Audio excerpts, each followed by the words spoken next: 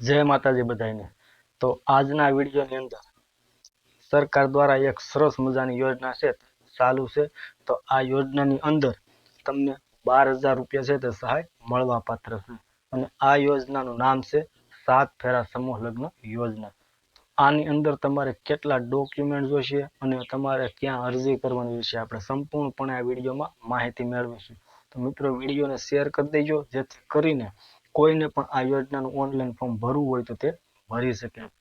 તો મિત્રો પાત્રતાના માપદંડ શું છે?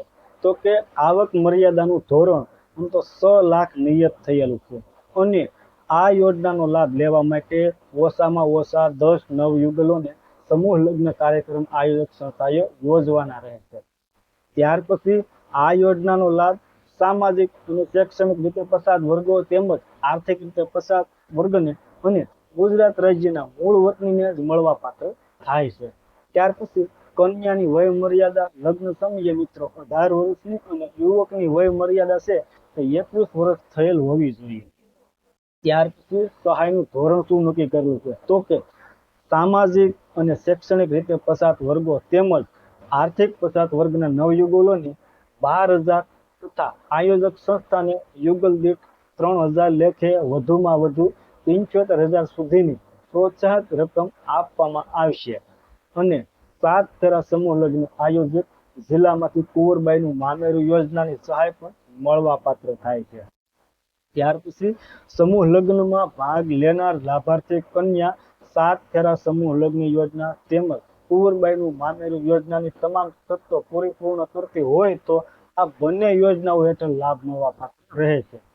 તો ત્યાર પછી તમારે ડોક્યુમેન્ટ ક્યાં જોઈશે? તો કે એક તો સંસ્થાનું નોંધણી અંગેનું પ્રમાણપત્ર જોઈશે।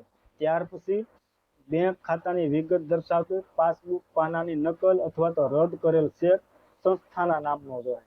ત્યાર પછી એક કન્યાનું આધાર કાર્ડની ઝેરોક્ષ જોઈશે।